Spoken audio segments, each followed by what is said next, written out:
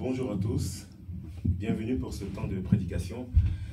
Aujourd'hui, nous poursuivons donc notre message qu'on a entamé donc la semaine dernière, dont le titre est « La gloire de Dieu ». On l'a poursuivi également aussi tout au long de la semaine de jeûne et prière. Et donc aujourd'hui, c'est plutôt la fin donc de notre message, notre série de messages au sujet de la gloire de Dieu. Aujourd'hui, contrairement à la semaine dernière, où nous avons abordé en fait la gloire de Dieu dans l'univers, où nous avons abordé la gloire de Dieu dans la création tout entière, en fait, on va plutôt parler en fait de cette gloire. On va plutôt en fait essayer de voir en fait comment est-ce que le Seigneur en fait dans sa vie s'est totalement disposé pour laisser transparaître donc cette gloire. Pourquoi évidemment on doit s'inspirer donc de la vie de notre Seigneur? Parce que comme la Bible le déclare, c'est notre modèle. C'est celui vers qui en fait nous tendons, comme le Seigneur le déclare donc dans le livre de Romains au chapitre 8, à partir du verset 28. Eh bien, ceux que Dieu a connus d'avance, il les a prédestinés à être à l'image de Jésus-Christ. Et donc, c'est Jésus-Christ la cible, c'est Jésus-Christ le modèle. C'est pourquoi, évidemment, quand on doit parler de la gloire de Dieu, c'est déjà dans cette vie que eh bien, le Seigneur s'est manifesté ou a manifesté clairement sa gloire. Et donc, quand on veut voir le Seigneur manifester sa gloire dans notre vie, quand on veut voir l'Éternel vraiment se déployer totalement dans notre vie, eh bien, nous ne pouvons que nous inspirer de la vie de notre Seigneur Jésus. C'est pourquoi aujourd'hui, essentiellement, donc, nous allons axer notre étude, notre observation, notre recherche sur la vie de notre Seigneur et voir dans quelle mesure, et de quelle façon le Seigneur s'est totalement disposé afin de laisser transparaître donc la gloire de Dieu. Voilà. Donc je vous invite donc pour cela en fait à ouvrir vos Bibles. On va faire quelques lectures aujourd'hui, notamment dans le livre de Jean, pardon. Mais nous allons d'abord avant tout démarrer dans le livre de Romains où donc Paul nous explique, en Romains chapitre 3, à partir du verset 23, il nous explique que, eh bien, car tous sont péchés et sont privés de la gloire de Dieu. Voici en fait le constat à partir duquel nous commençons notre étude. Tous sont péchés et sont privés de la gloire de Dieu. Et j'aimerais également aussi lire aussi le corollaire de ce verset. On le retrouve dans le livre de Romains au chapitre 1 à partir du verset 28. Je vais faire un petit peu de lecture aujourd'hui. Alors, Romains 1, verset 28. Voici ce qu'il est dit. Comme ils ne se sont pas souciés de connaître Dieu, Dieu les a livrés à leur sens réprouvé pour commettre des choses indignes, étant remplis de toute espèce d'injustice, de méchanceté, de cupidité, de malice, plein d'envie, de meurtre, de querelles, de ruse, de malignité, rapporteurs, médisants, impies, arrogants, hautains, fanfarons, ingénieux au mal, rebelles à leurs parents, dépourvus d'intelligence, de loyauté, d'affection naturelle, de miséricorde. Et bien qu'ils connaissent le jugement de Dieu, déclarant dignes de mort ceux qui commettent de telles choses, non seulement ils les font, mais encore ils approuvent ceux qui les font. Là, dans cette description, en fait, on voit clairement la vie de ceux qui n'ont pas accepté Jésus-Christ. On voit la vie de ceux qui n'ont pas choisi Christ comme Seigneur et Sauveur. La Bible décrit justement leur vie. Et évidemment, cette vie ne peut pas être à la gloire de Dieu puisque c'est une vie de rebelle, c'est une vie qui est totalement à l'opposé de Dieu. Donc naturellement, la gloire de Dieu ne peut se manifester dans cette vie parce que, eh bien, les auteurs de ces vies, en fait, ne se soumettent pas à la voix de Dieu, ne se soumettent pas à sa volonté, n'ont pas le désir, en fait, de voir Dieu se manifester dans leur vie. Et donc, malheureusement, et puisqu'ils n'ont pas cherché Dieu, puisqu'ils n'ont pas voulu, effectivement, que le Seigneur conduise leur vie, eh bien, Dieu les a abandonnés dans leur sens réprouvé. Et sens réprouvé, évidemment, ça veut dire ce que ça veut dire, c'est des sens totalement immoraux, des pensées totalement éloignées de la volonté de Dieu, des pensées d'impudicité, des pensées de rébellion, des pensées de mal, de dérèglement. Et donc, abandonnés à ces sens, naturellement, ils ne peuvent pas voir la gloire de Dieu. À l'opposé, parce qu'on a donné notre vie à Jésus-Christ, parce qu'on a eu foi en Christ, eh bien le Seigneur, comme la Bible le dit, nous a lavés, nous a purifiés, nous a sanctifiés. Donc il nous a totalement régénérés. Ce qui fait que désormais, donc, nos vies, en fait, peuvent donner gloire à Dieu. C'est pourquoi, eh bien, et c'est d'ailleurs le sens donc de tout ce que nous partageons depuis une semaine maintenant, savoir que nos vies régénérées qu'elles sont désormais en fait aptes à permettre en fait à la gloire de Dieu de se manifester. Une fois qu'on a fait cet état des lieux et comprendre justement pourquoi nous sommes destinés à faire voir la gloire de Dieu dans notre vie, eh bien nous allons poursuivre un petit peu donc dans notre message et comprendre d'où vient justement cette raison qui fait que nous sommes, et notre vie d'ailleurs, est destinée en fait à la manifestation de la gloire de Dieu. J'aimerais qu'on aille dans le livre de Matthieu maintenant, au chapitre 17. Nous allons faire une lecture là également, un petit peu longue, mais qui a le mérite, en tout cas, de bien expliquer les choses et de nous donner cette compréhension de ce que nous sommes désormais en Christ et pourquoi eh bien, nos vies sont totalement en mesure de se disposer afin que la gloire de Dieu se manifeste. Dans le livre de Matthieu, au chapitre 17, on fera la lecture entre les versets 1 et 8. Il est dit, 6 jours après, Jésus prit avec lui Pierre, Jacques et Jean, son frère, et il les conduisit à l'écart d'une haute montagne. Il fut transfiguré devant eux. Son visage resplendit comme le soleil, et ses vêtements devinrent blancs comme la lumière. Et voici, Moïse et Élie leur apparurent, s'entretenant avec lui. Pierre, prenant la parole, dit à Jésus, « Seigneur, il est bon que nous soyons ici. Si tu le veux, je dresserai ici 3 tentes, une pour toi, une pour Moïse et une pour Élie. » Comme il parlait encore, une nuée lumineuse les couvrit, et voici, une voix fit entendre de la nuée ces paroles. « Celui-ci est mon fils bien-aimé, en qui j'ai mis toute mon affection. Écoutez-le. » Lorsqu'ils entendirent cette voix, les disciples tombèrent sur leur face et furent saisis d'une grande frayeur. Mais Jésus s'approchant, les toucha et dit, « Levez-vous, n'ayez pas peur. » Ils levèrent les yeux et virent que Jésus seul. C'est la scène en fait de la transfiguration. C'est une scène que nous allons maintenant commenter, dans laquelle effectivement nous voyons à la fois le Seigneur, mais tout également aussi Élie, Moïse et les disciples. Dans cette scène, on va mettre l'accent sur justement ce qui justifie le fait que nos vies soient désormais aptes à laisser transparaître la gloire de Dieu. Lorsque le Seigneur se retrouve sur cette montagne, la Bible dit qu'il s'entretient avec Élie et Moïse. Moïse représente la loi, puisque c'est de Moïse justement que nous avons reçu la loi. Élie est la représentation de tous les prophètes en Israël. Et Pierre, voyant justement cette scène, se dit, il serait bon justement d'établir un camp, d'établir un lieu à cet endroit où demeureront donc le Seigneur, Élie et Moïse.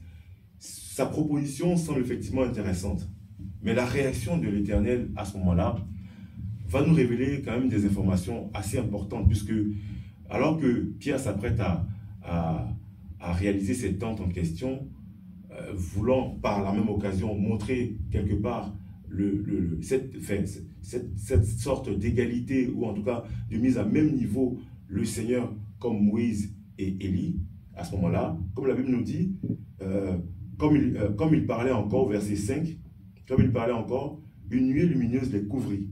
Et voici, une voix fit entendre de la nuée ces paroles. Celui-ci est mon fils bien-aimé en qui j'ai mis toute mon affection. Écoutez-le. À ce moment-là, clairement, le Seigneur montre que Jésus n'est pas à l'identique, effectivement, d'Élie et de Moïse, premièrement. Et deuxièmement, c'est en Jésus que se trouve le salut. C'est en Jésus que se trouve la vie, la véritable vie éternelle. Et donc, à travers cette révélation que le Père fait, comme vous pouvez le constater au verset 5, la Bible dit, comme il parlait encore. Autrement dit, donc, le Père interrompt Pierre dans ses propos. Il arrête dans ce qu'il dit. Parce que ce qu'il dit, en fait, n'est pas la volonté de Dieu, n'est pas l'expression de la pensée de Dieu. Dieu lui révèle le chemin, la vérité et la vie. Dieu lui révèle celui par qui nous sommes vraiment sauvés. C'est Jésus-Christ. Et pendant que Dieu le lui révèle, la Bible dit qu'une nuée descend sur eux. Cette nuée, nous en avons déjà entendu parler. Cette nuée, nous en avons entendu parler notamment dans l'Ancien Testament. Lorsque Moïse achève de bâtir le tabernacle. La Bible dit qu'à ce moment-là, Dieu descend sur le tabernacle sous la forme d'une nuée qui est justement la manifestation de sa gloire. Donc cette nuée, en fait, on l'a déjà entendu parler, on l'a déjà vécu, notamment dans l'Ancien Testament, à cet épisode, et beaucoup plus loin, quand Salomon va faire la dédicace du temple qu'il aura rebâti. Ce temple qui aura été initié justement par David et qui ensuite sera repris, dont les travaux seront repris par Salomon. La Bible dit au moment de la dédicace, eh bien Dieu descend encore à ce moment-là. Et il descend par le biais de cette nuée, qui est la représentation de sa gloire. Et cette nuée, justement, nous la vivons à ce moment-là. Et les disciples vont la vivre. Et les disciples savent très bien ce que représente cette nuée. Elle représente la gloire de Dieu. Sauf que désormais, à l'opposé de cette nuée qui s'était manifestée dans l'Ancien Testament, où les prêtres ou les chefs religieux, vu la descente de cette nuée, n'étaient pas en mesure, n'étaient pas capables de rester ou de demeurer dans le tabernacle. Là, dans cette scène que nous apercevons avec la nuée et dans la présence dans laquelle justement on a le Seigneur et les disciples, cette nuée vient valider la présence des disciples. Dieu vient descendre sa gloire aussi bien sur Jésus que sur ses disciples. Désormais, en fait, on comprend à partir de là que ceux qui ont accepté Jésus-Christ sont acceptés de Dieu. Ceux qui ont accepté Jésus-Christ sont approuvés du Père. Et donc, à partir de là, leur vie peut servir à la manifestation de la gloire de Dieu. Parce que ce qu'on avait lu, notamment dans le livre de Romains au chapitre 3, au verset 23, il avait été dit que tous ont péché et sont privés de la gloire de Dieu. Donc le péché nous prive de la gloire de Dieu, le péché nous éloigne de Dieu. Mais lorsque on se réconcilie avec le Père, à la foi en Jésus-Christ, alors nous sommes et nos vies deviennent agréables à Dieu, au point où le Père peut manifester sa gloire. C'est une information qui est réjouissante de savoir que, les amis, notre vie est désormais agréable à Dieu et notre vie peut servir d'espace, de terrain pour la manifestation de la gloire de Dieu. C'est une joie. C'est un sujet d'allégresse, c'est un sujet de célébration, d'adoration et de louange. Parce que désormais en Jésus-Christ, nous sommes approuvés de Dieu. Donc on a vu d'où nous sommes partis et nous avons vu également par la transfiguration cette image de l'approbation de Dieu de notre vie. On va poursuivre donc maintenant pour aller dans le détail de cette vie que nous voulons observer. Comme je l'ai évoqué d'entrée dans ce livre de Romains au chapitre 8, nous avons été mis à part par le Père dès le début en vue d'être prédestinés et être à l'image du Christ. Nous sommes prédestinés à être à l'image du Christ. Dans la pensée de Dieu, il est question que nous soyons à l'image du Christ. Dans la pensée de Dieu, il est question que être à l'image du Christ, que nous fassions comme Christ. Et faire comme Christ, c'est abandonner sa vie de manière à ce que Dieu déploie sa gloire. Faire comme Christ, c'est donc l'observer d'abord, le regarder, faire, l'écouter, l'entendre. Cette observation nous donne la foi, nous donne le désir de vouloir lui ressembler. Et cette observation nous donne justement cet élan de nous lancer, parce que nous sommes désormais capables, par la grâce que Dieu nous a donnée, au moyen de la foi, de venir imiter Jésus-Christ. Et donc ce qu'on va faire maintenant, c'est d'aller dans le détail, d'aller voir dans les évangiles, notamment l'évangile de Jean. Aller parcourir les différentes scènes dans lesquelles on voit le Seigneur se disposer, on voit le Seigneur s'humilier totalement, s'abandonner totalement au Seigneur, afin que la gloire de Dieu se manifeste. Pour cela, on va parcourir plutôt 6 scènes que nous trouverons dans le livre de Jean. La première se trouve dans le livre de Jean, chapitre 2, à partir du verset 11. Mais nous ferons un petit peu de lecture certainement avant. Jean, chapitre 2, à partir du verset 11. Avant de faire la lecture de ce verset, j'aimerais juste rappeler un petit peu le contexte. Dans ce chapitre, nous sommes en fait dans une scène où le Seigneur vient assister à un mariage. Un mariage, et nous savons effectivement que le mariage en fait est initié par Dieu lui-même. Et donc Jésus est invité à ce mariage, il va être juste un invité, et puis en temps venu, eh bien, il permettra que Dieu manifeste encore sa gloire. dans ce chapitre 2, nous ferons la lecture donc au verset 11. Il est dit, tel fut à Cana en Galilée le premier des miracles que fit Jésus. Il manifesta sa gloire et ses disciples crurent en lui. Évidemment, c'est une histoire que nous connaissons quasiment tous. On ne va pas relire les versets en question. Il s'agit donc de la transformation de l'eau en vin que Jésus va faire à un moment donné. Un petit peu pour rappeler le contexte, nous sommes en Israël et il y a un mariage qui se déroule. Et ce mariage, au cours de ce mariage, il y a un risque. Le risque, c'est que le vin manque. Et Marie, la mère du Seigneur, consciente du drame que justement cette rupture de vin pourrait causer, aussi bien au marié qu'à sa famille, elle interpelle le Seigneur et lui fait remarquer que le vin risque de manquer. Et à ce moment-là, donc, le Seigneur s'engage et vient transformer cette eau en vin. L'enseignement qui en découle, c'est que, eh bien, avant tout, on comprend que le mariage, en fait, est initié par Dieu. Le mariage est l'affaire de Dieu. Le mariage est une manifestation de la gloire de Dieu. Dieu est à l'origine du mariage. Et alors que Jésus était simplement invité dans ce mariage, il accepte justement de venir en tant qu'invité.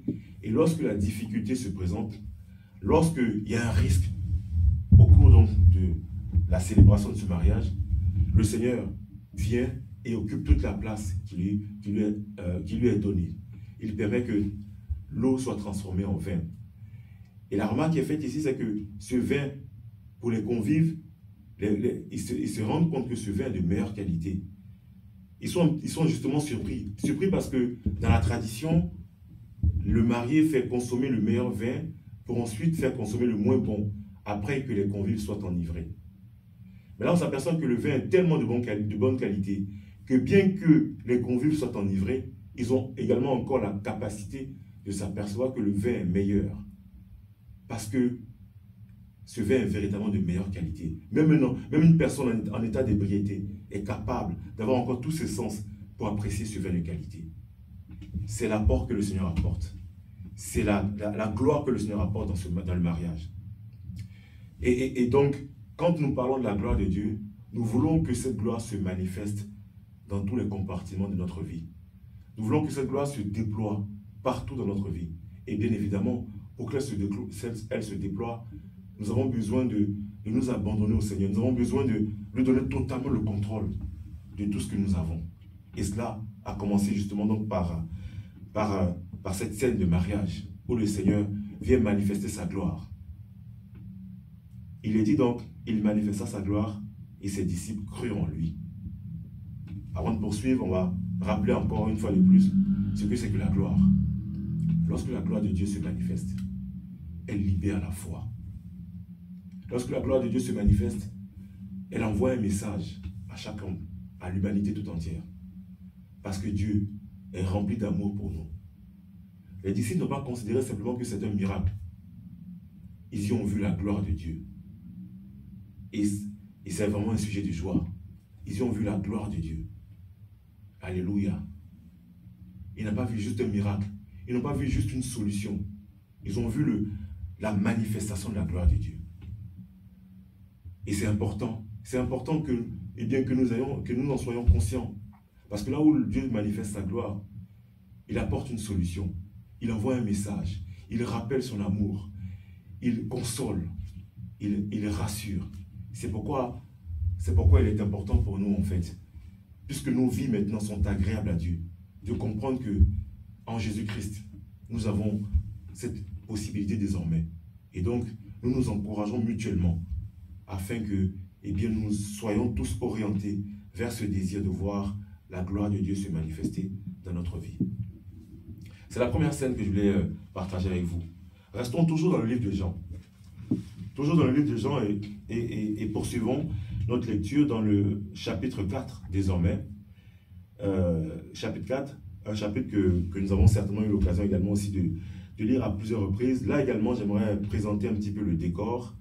Dans ce chapitre 4, il est question de la rencontre que le Seigneur a avec la femme samaritaine, le bref séjour qu'il va avoir en Samarie, au cours duquel il va là également aussi apporter l'évangile, le message de la vie éternelle.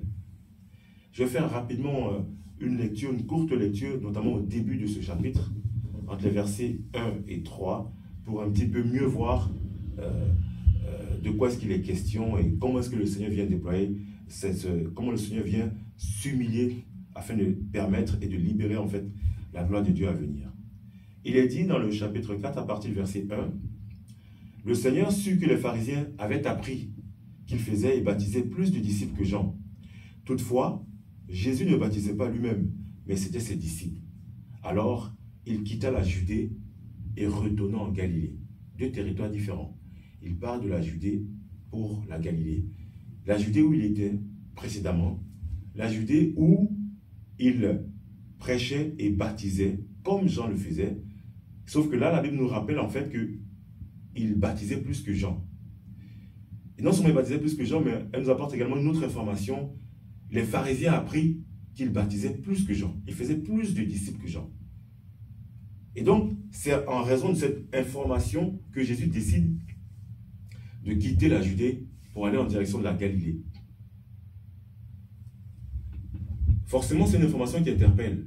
Parce que, évidemment, on ne peut pas comprendre que le Seigneur quitte une région pour une autre, alors qu'il est avéré qu'il fait des disciples. Non seulement il fait les disciples, mais visiblement, il en fait bien plus. C'est le projet du Seigneur. Faire les disciples, c'est faire les personnes qui ont foi en Jésus-Christ. Donc, évidemment, on ne peut pas quitter une région, quitter un endroit où le Seigneur clairement fait beaucoup de disciples. Pourquoi part-il de cet endroit? Pourquoi quitte-t-il la Judée pour la Galilée alors qu'il fait plus de disciples, alors qu'il fait des disciples en tout cas? Là, on y voit toute l'humilité du Seigneur Jésus-Christ. Là, on y voit tout l'assujettissement du Seigneur à l'Éternel. Parce qu'à ce moment-là, en fait, Jésus, sachant que les pharisiens savaient et avaient cette information, il va se retirer de cet endroit parce qu'il y a un risque d'affrontement. Or, n'oublions pas que le Seigneur a en gros 3 années de ministère au cours desquelles il est venu pour faire connaître la gloire de Dieu. Il est venu pour faire connaître le message de Dieu, le message de l'Évangile. Il est venu pour faire connaître le message de la vie éternelle. Et donc, naturellement, il ne peut pas rester à cet endroit puisqu'il y a un risque d'affrontement. Et ce n'est pas le moment de l'affrontement. Il faut qu'il reste encore suffisamment longtemps pour apporter le message de l'Évangile. Suffisamment longtemps pour continuer à former ses disciples. Donc là, clairement, en fait, nous sommes dans une situation où le Seigneur est en situation de succès, si je peux le dire ainsi. Il est en situation de succès. Alors qu'il est en situation de succès, il décide de quitter cet endroit. Alors que les choses semblent effectivement fonctionner comme il souhaite, les choses semblent se dérouler comme au mieux, il décide de partir de cet endroit pour éviter l'affrontement. Parce qu'il y a encore des choses à faire. Il doit encore se faire connaître à Israël. Il doit encore se faire connaître au monde au travers de ses disciples. Il doit encore continuer en fait à préparer, à former ses disciples. Et ce n'est pas encore le moment d'aller à l'affrontement avec les pharisiens. Il quitte donc cette situation de gloire, si je peux le dire ainsi, pour aller en Galilée. Et sauf que pour aller en Galilée, il doit traverser la Samarie. Donc, avant d'aller plus loin donc, dans les interprétations, j'aimerais qu'on y voit justement toute l'humilité du Seigneur, qu'on y voit le désir en fait que Jésus a de laisser transparaître la gloire de Dieu, qu'on y voit en fait la joie qu'il prend également à voir Dieu se manifester. Il n'est pas question de mettre en péril le projet. Et donc il décide de partir pour aller en Galilée. Et il doit traverser la Samarie. Et on sait très bien les rapports entre Samaritains et Juifs. L'animosité est telle qu'ils n'osent même pas se parler. Un peu plus loin d'ailleurs dans les évangiles, on lit que les pharisiens, pour insulter le Seigneur, le traitent de Samaritain. Pour dire un petit peu ce que ça représente. Ce que les Samaritains représentent pour les Juifs et inversement. Il doit donc traverser la Samarie. Et donc on continue cette lecture. Et lorsqu'il traverse la Samarie, toujours au tout début de ce chapitre, il est dit qu'à un moment donné, donc, le Seigneur, épuisé, fatigué et affamé par le voyage, va donc marquer une escale en fait.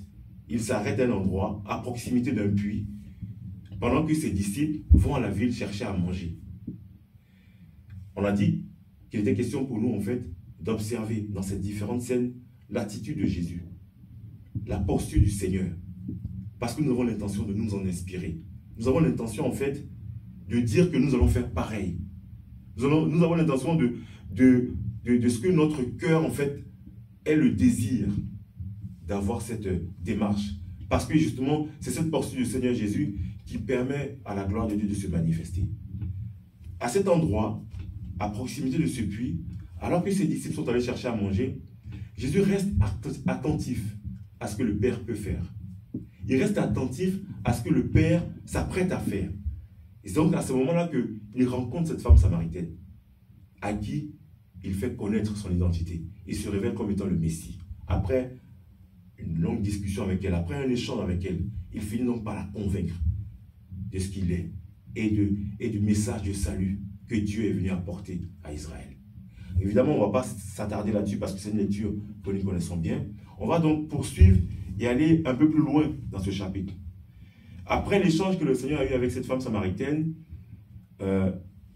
au bout de cet échange, quand la femme a découvert que Jésus était le Messie, qu'elle a reçu, qu'elle a accepté, en tout cas visiblement, qu'elle a accepté le royaume de Dieu, dans sa joie, elle part dans son village, elle retourne dans son village. Et c'est à ce moment, en fait, que les disciples du Seigneur reviennent. Et quand ils reviennent, ils sont surpris de voir que le Seigneur était en train de discuter avec une femme, mais surtout, ils sont surpris de voir que le Seigneur ne s'empresse pas à manger. Là, j'aimerais attirer particulièrement votre attention là-dessus. Le Seigneur ne s'empresse pas de manger le repas qu'a ramené ses disciples, alors que justement, il avait fait cette escale en vue de prendre des forces. Mais là, non. Il ne se précipite pas sur le repas qu'ils ont ramené. Et là, verset 32, il leur dit, alors qu'il le presse de manger, il leur dit, « J'ai à manger une nourriture que vous ne connaissez pas. » Et au verset 34, il leur dit, « Ma nourriture est de faire la volonté de Dieu et d'accomplir son œuvre. » Je retiens ces deux versets. Évidemment, on va les communiquer, on va les commenter. Mais avant de les commenter, j'aimerais attirer l'attention justement sur cette réalité. Il dit, j'ai une nourriture que vous ne connaissez pas. Parce que là, à ce moment-là, le Seigneur s'apprête à évangéliser ce village de Sichar. Il s'apprête à apporter l'eau vive, il s'apprête à apporter le message de l'évangile. Et alors que justement, il est préoccupé par ce qu'il s'apprête à faire, les disciples, eux, ne voient pas cela. Tout ce qui les intéresse à ce moment-là, c'est d'inciter le Seigneur à manger, et insister d'ailleurs là-dessus, de manière à ce qu'ils prennent des forces et qu'ils s'en aillent. Donc là, encore une fois de plus, nous mettons l'accent sur cette absence de compréhension en fait, des choses de Dieu. Nous mettons encore l'accent en fait sur la préoccupation que les disciples ont uniquement de leur personne, ce qui n'est pas le cas du Seigneur. Le Seigneur, dans sa situation, ne se préoccupe pas uniquement de ce qui lui manque, de ce dont il a besoin, de ce qu'il s'apprête à faire. Ce que je me dis, c'est comment est-ce que Jésus, alors qu'il est visiblement, d'après le récit, il est épuisé, il est fatigué, il a besoin de prendre des forces, comment est-ce qu'il trouve le moyen encore de continuer à prêcher alors qu'il devrait prendre des forces? Il pourrait se dire, rapidement je mange et ensuite je poursuis ce que j'ai à faire. Mais non, il ne le fait pas. Ce qu'il fait ici à ce moment-là, c'est de dire, je mangerai après. Je préfère faire ce que j'ai à faire d'abord. Et justement, dans cette révélation, il dit à ses disciples, j'ai à manger une nourriture que vous ne connaissez pas. Et cette nourriture, c'est de faire la volonté de Dieu et d'accomplir ses œuvres. Avant d'aller plus loin, les amis, qui de nous n'a jamais fait la volonté de Dieu? Qui de nous n'a jamais accompli les œuvres de Dieu? Je pense que tous autant que nous sommes, qui avons accepté Jésus-Christ, nous avons tous déjà eu à faire la volonté de Dieu. Mais Jésus dit, j'ai à manger une nourriture que vous ne connaissez pas, c'est-à-dire l'œuvre de Dieu, la volonté de Dieu, c'est une nourriture. Et il semble que vous ne la connaissez pas. Il semble que vous ne la voyez même pas. Si on ne connaît pas, si on ne sait pas que faire la volonté de Dieu, c'est une nourriture, évidemment, on ne s'empressera pas de la faire. Puisqu'on ne considère pas que c'est une nourriture. On la considère peut-être comme un service, comme un challenge, comme autre chose, mais pas une nourriture. Or, Jésus la considère comme une nourriture. Et celui qui considère la volonté de Dieu comme une nourriture ne peut pas donc se priver de cette volonté, puisque la nourriture est essentielle au bon fonctionnement de notre organisme. Autant le repas que nous prenons pour notre chair est essentiel, de même que faire la volonté de Dieu, de même qu'obéir à Dieu est nécessaire, est important pour notre maturité, notre croissance spirituelle. Si nous n'arrivons pas à cette compréhension, il est évident en fait que nous ferons la volonté de Dieu de façon ponctuelle, de façon épisodique. Il est important de se nourrir. Et nous parlons évidemment à des personnes qui sont nées de nouveau. des personnes qui sont nées d'esprit, donc des personnes qui sont avant tout spirituelles. Donc l'accent que le Seigneur met en avant à ce moment-là, c'est notre dimension spirituelle, notre nature spirituelle. Il est question de notre nature spirituelle. Et en tant que spirituel, je grandis, je m'affermis, je crois dans l'obéissance à la volonté de Dieu, dans le désir de faire la volonté de Dieu.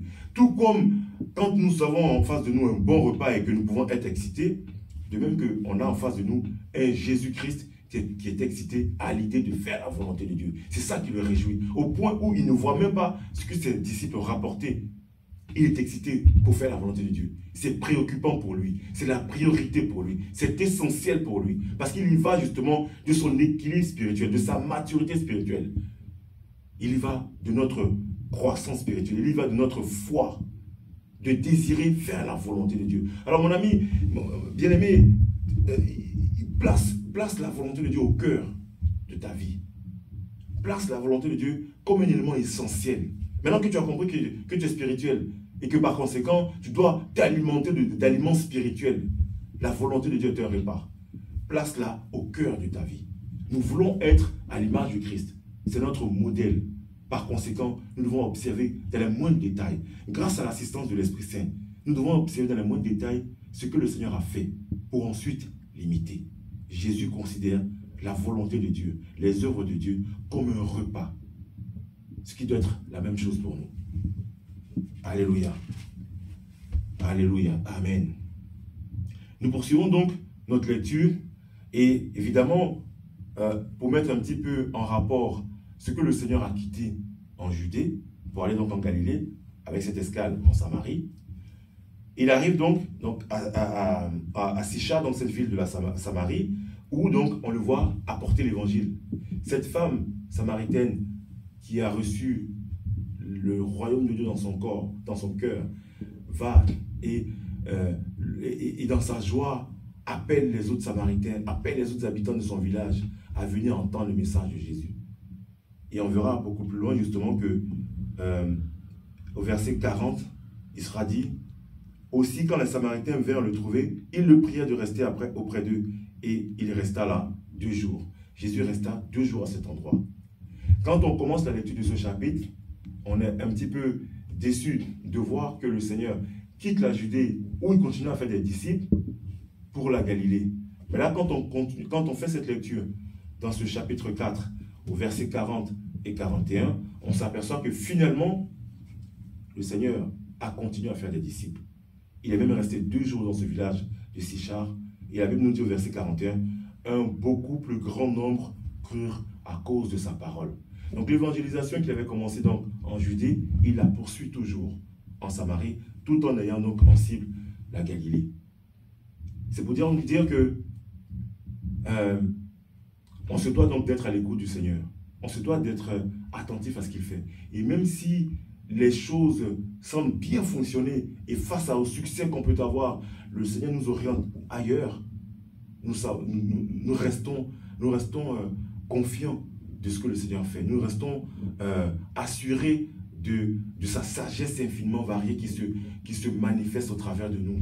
Nous n'avons donc aucune inquiétude, comme le Seigneur Jésus n'a pas été hésitant, il ne s'est pas opposé à cela, mais bien au contraire. Il est allé et il a encore vu la gloire de Dieu se manifester au travers donc de l'évangélisation de ce village samaritain. Poursuivons donc toujours notre observation donc de la vie du Seigneur.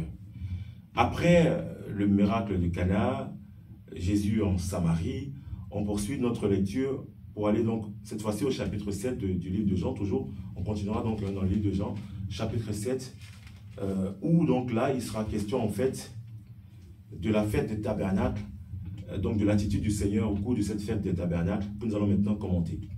Jean chapitre 7, il est question donc de la fête des tabernacles.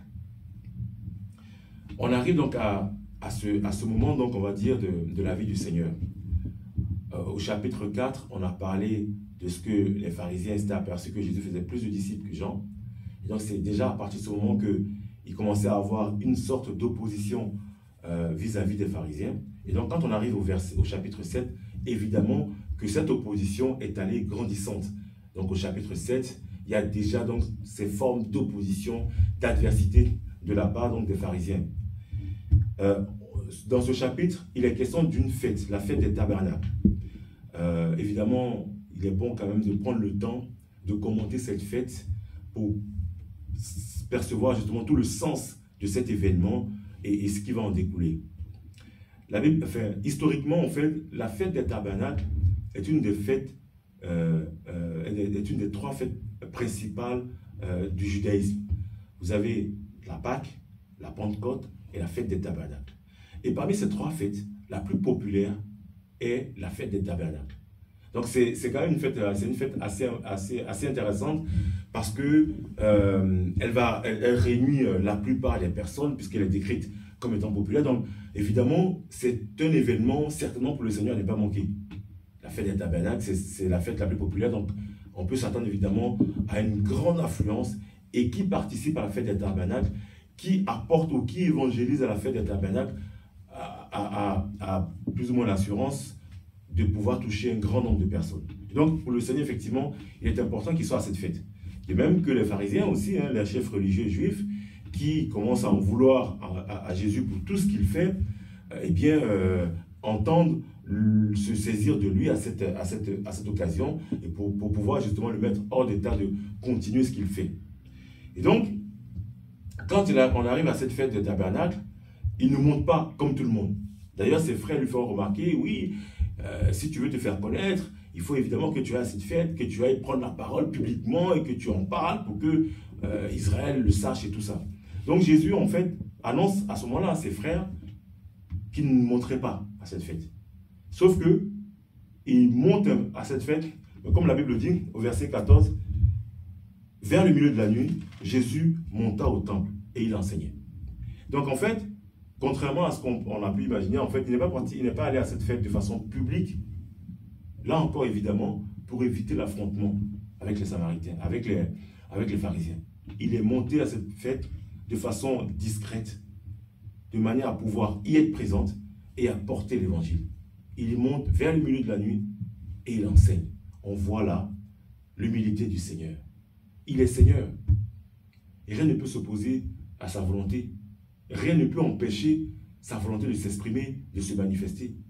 Mais parce qu'il veut gagner des cœurs, parce qu'il veut apporter l'évangile d'amour, parce qu'il veut sauver, il refuse tout affrontement. Il refuse toute opposition directe et frontale.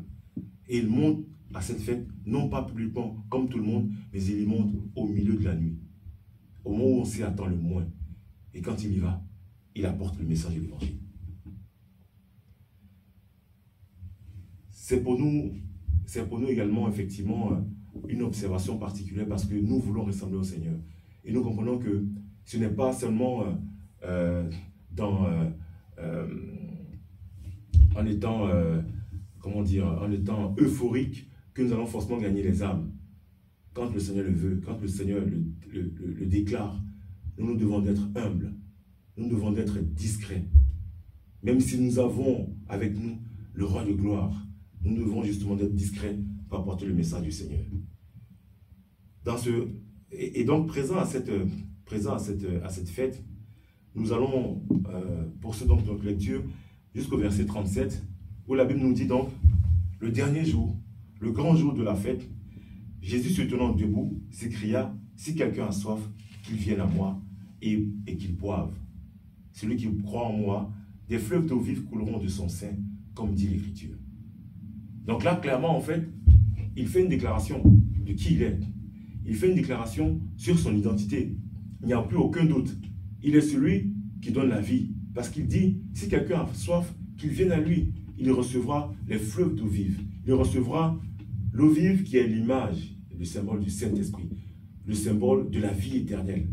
Vive pour apporter la vie. Et ces fleuves d'eau vive coulent en abondance à l'image de la vie abondante que nous recevons de la part du Seigneur. Donc, on y voit justement que à cette fête, le Seigneur va y aller pour proclamer son identité, faire connaître qu'il est le Messie d'Israël. Évidemment, il ne pouvait pas aller avec fanfaronnisme, il ne pouvait pas aller avec triomphalisme. Il se devait d'y être dans la simplicité, dans la discrétion et dans l'humilité pour annoncer ce beau message à tout Israël. Alléluia. Nous ne pouvons que donner gloire au Seigneur. Nous bénissons le Seigneur parce que l'Esprit nous fait grâce de parcourir les Écritures et d'observer comment le Seigneur agit pour faire voir la gloire de Dieu.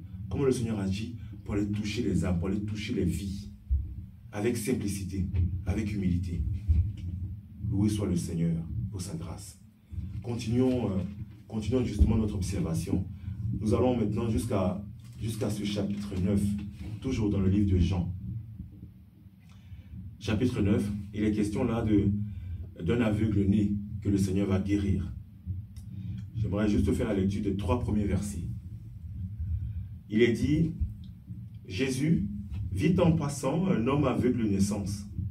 Ses disciples lui posèrent cette question, Rabbi, qui a péché, cet homme ou ses parents, pour qu'il soit né aveugle? Jésus répondit, ce n'est pas que lui ou ses parents aient péché, mais c'est afin que les œuvres de Dieu soient manifestées en lui. Il faut que je fasse, tandis qu'il est jour, les œuvres de celui qui m'a envoyé. La nuit vient où personne ne peut travailler. Le Seigneur nous donne une information capitale, une information essentielle.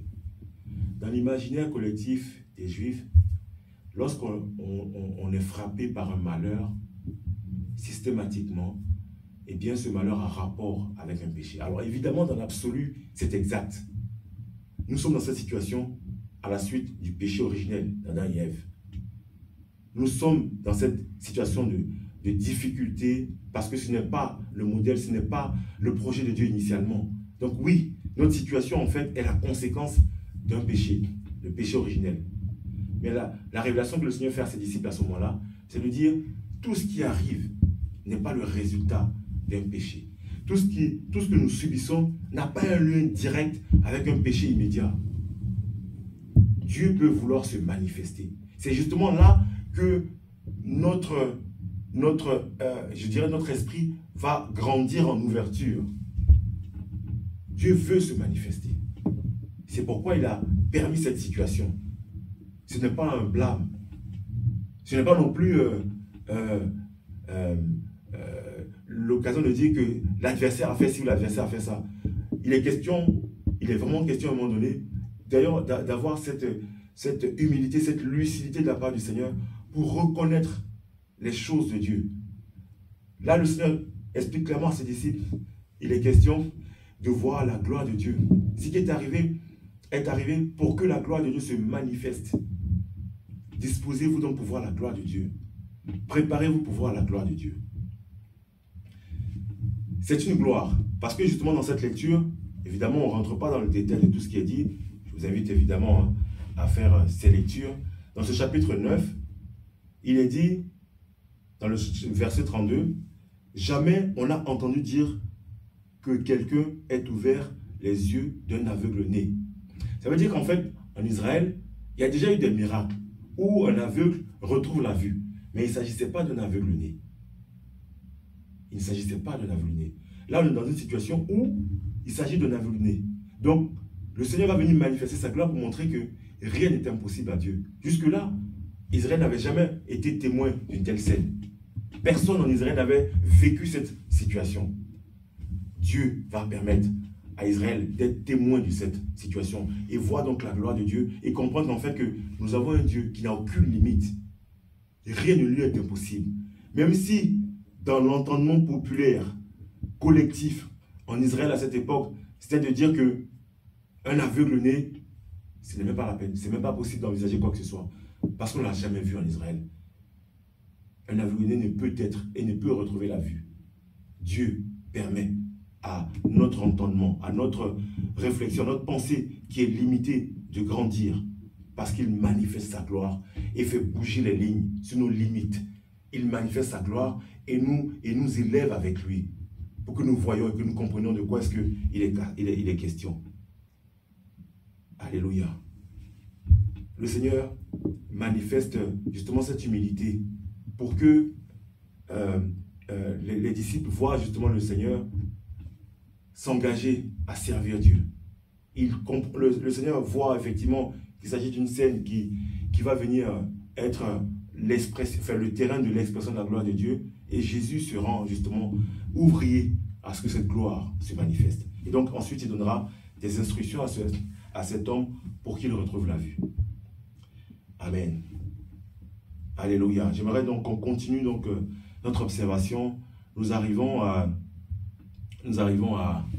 ce dernier passage, toujours dans le livre de Jean au chapitre 11.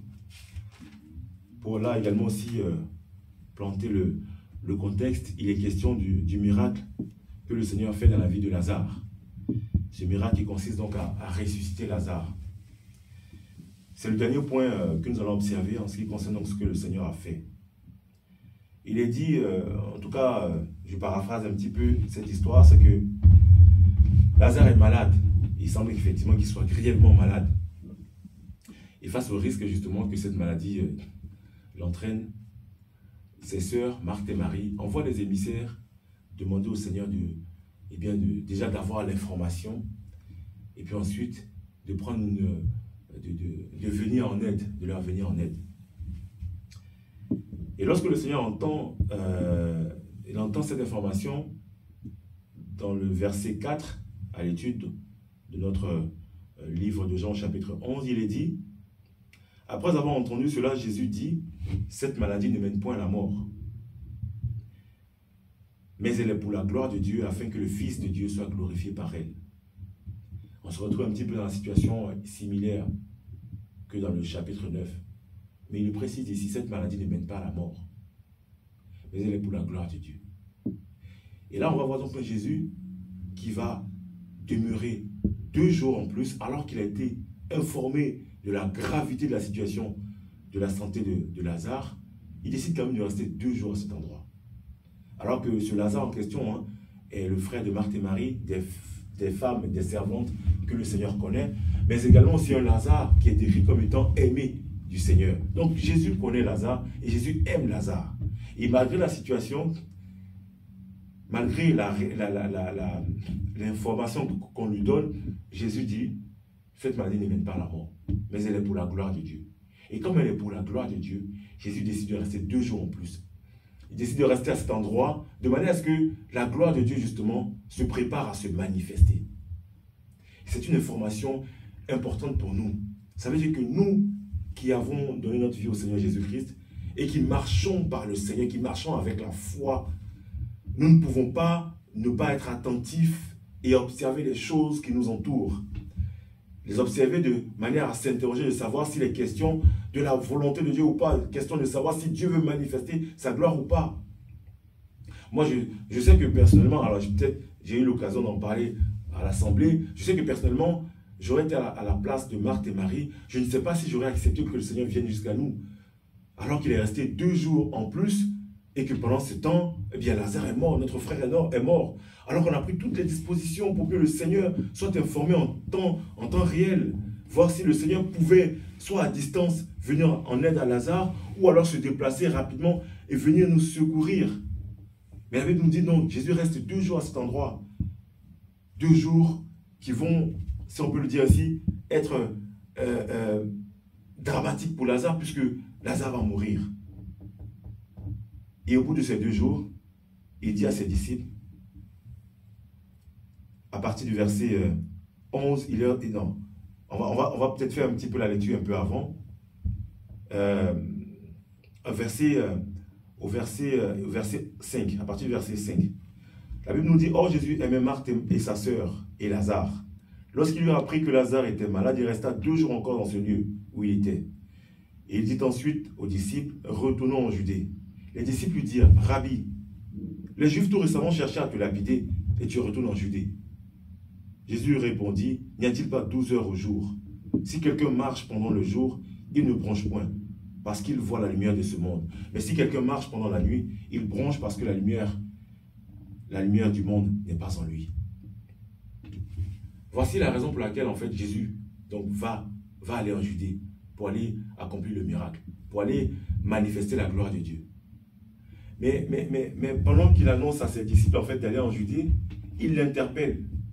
Il interpelle sur le fait qu'il y a un risque face à la présence des pharisiens, face à la présence des chefs religieux. Il y a un risque.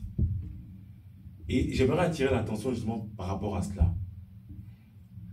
Jésus dit qu'il doit aller en Judée et qu'il doit aller accomplir la volonté de Dieu, afin que Dieu manifeste sa gloire justement. Et les disciples sont inquiets. Ils sont inquiets face à la menace des chefs religieux. Jésus leur dit, si quelqu'un marche pendant le jour, il ne bronche point. Mais c'est quand il marche pendant la nuit qu'il y a un risque qu'il tombe. C'est quand il marche pendant la nuit qu'il tombe. Donc en réalité, en fait, pour le Seigneur, il n'est pas question de la menace que représentent les chefs religieux. Il n'est pas question de la menace que représentent les pharisiens. Il est question avant tout de faire la volonté de Dieu. Ce qui préoccupe Jésus à ce moment-là, c'est de se dire, tant que je suis dans l'obéissance à la volonté de Dieu, tant que mon déplacement s'inscrit dans la volonté de Dieu, dans l'agenda de Dieu, je peux me déplacer, peu importe l'adversité qu'il y a en face. Bien-aimé, peu importe la menace qu'on agite devant toi, peu importe l'intimidation qu'on peut avoir devant toi, ce qui est essentiel, mon ami, mon frère, ce qui est fondamental, c'est que tu t'attaches à la volonté de Dieu. C'est que tu t'enlaces de faire sa volonté. Tu te réjouis de vouloir faire la volonté de Dieu. Peu importe. On a vécu effectivement dans la lecture de la parole la même situation avec Paul lorsqu'il devait retourner en Jérusalem et qu'on lui a fait remarquer qu'il y avait un risque qu'il soit arrêté, qu'il soit mis en prison, qu'il soit ci, qu'il soit ça. Oui, il y a ce risque, oui. Mais ce qui est essentiel, c'est faire la volonté de Dieu. Lorsque je m'aligne, lorsque je m'humilie, lorsque je me laisse conduire par cette joie de faire la volonté de Dieu, oui, il y aura l'adversité. Oui, il y aura le drame en face. Mais Dieu manifestera sa gloire. Dieu libérera sa gloire. Et on verra que l'Éternel est vivant. Alors Jésus, malgré le rappel de ses disciples, malgré le risque que cela représente, il décide d'aller en Judée. Il décide d'aller chez Marthe et Marie, accomplir le miracle. Donc, lorsque, évidemment, on veut que nos vies reflètent la gloire de Dieu, on veut que nos vies soient un terrain d'expression de Dieu, que nos vies soient, voilà, cet environnement où Dieu vient faire connaître sa gloire. Nous devons être dans cette observation de ce que le Seigneur fait, de ce que le Seigneur dit, de ce que le Seigneur considère. C'est là que se trouve justement l'alimentation qu'il nous faut. C'est là que se trouve la transformation qu'il nous faut. C'est là que se trouve la régénération, la régénérescence, pardon, que Dieu fait en nous pour que nous soyons véritablement ses serviteurs.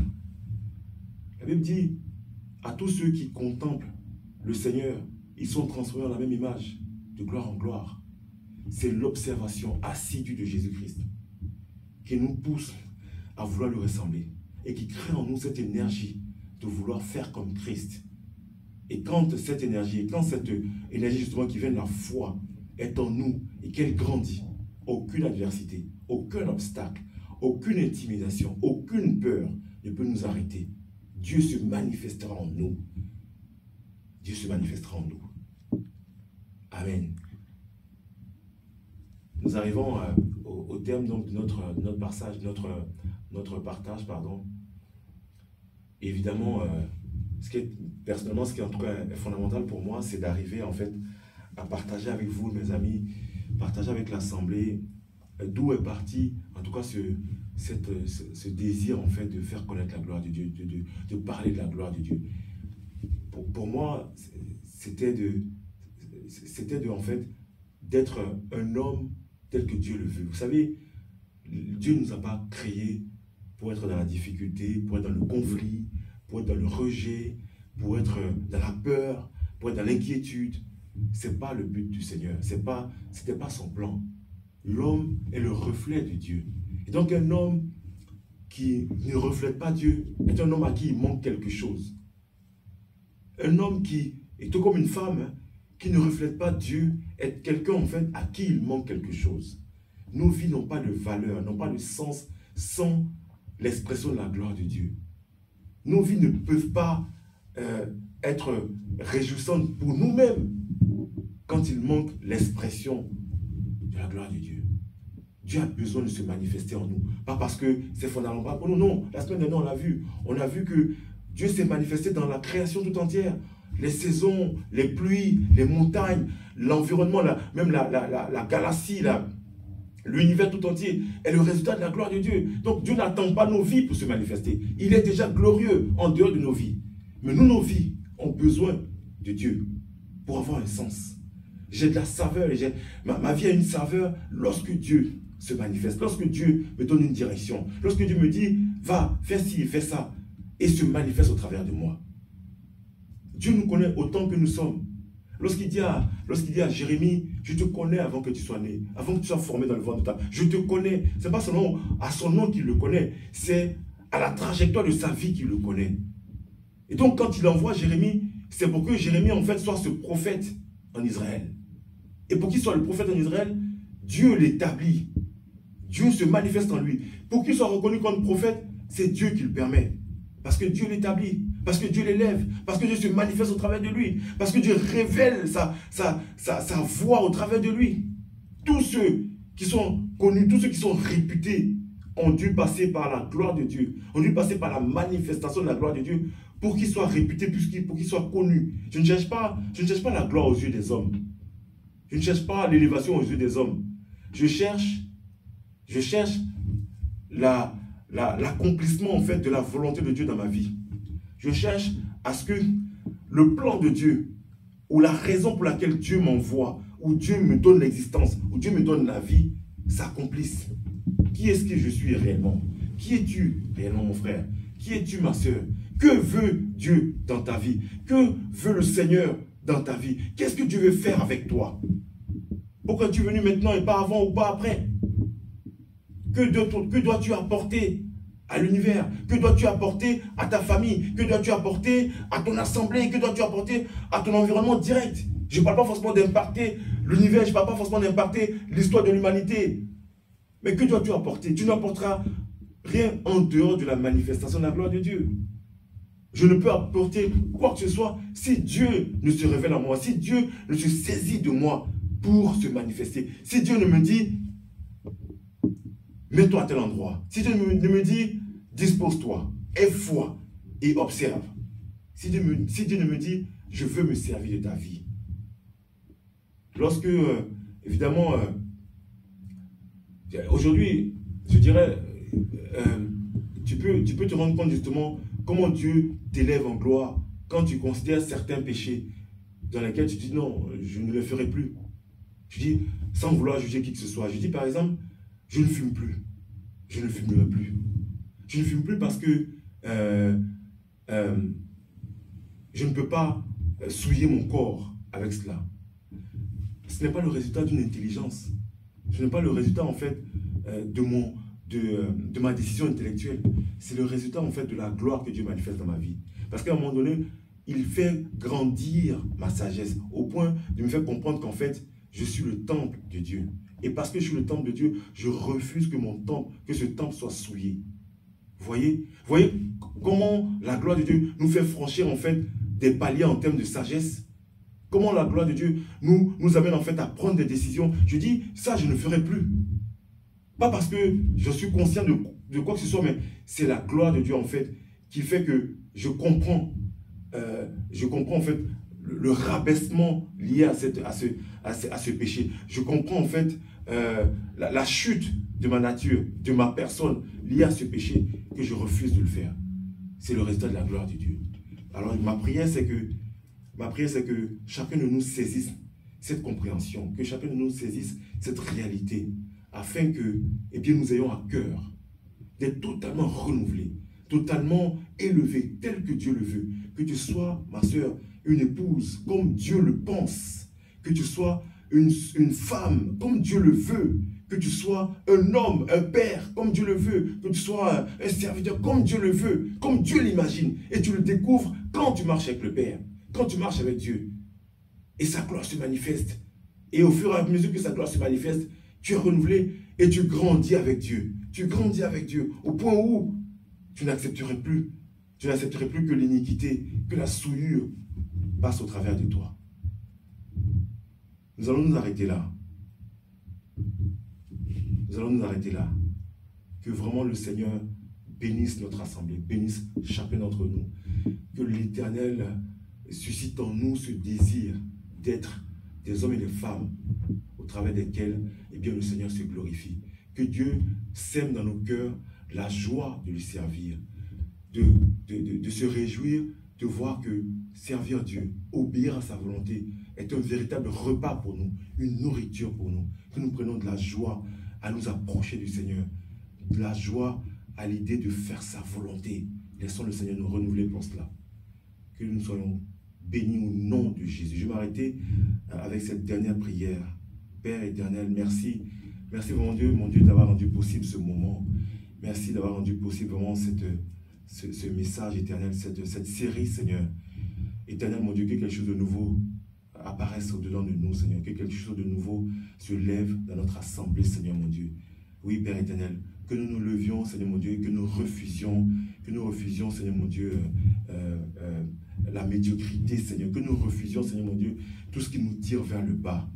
Mais que nous désirions, Seigneur, mon Dieu, eh bien, se rapprocher de toi. Que nous désirions vraiment que, eh bien, ta vie, Seigneur, mon Dieu, s'exprime au travers de nous. Que ta gloire se manifeste au travers de nous. Que nous désirions profondément, Seigneur, mon Dieu, être à l'image du Christ, tel que tu le souhaites, Seigneur. Que toute ta gloire, Seigneur, encore se manifeste au travers de chacune de nos vies, tout comme de la vie de l'Assemblée EBE, Seigneur. Je t'ai prié au nom de Jésus.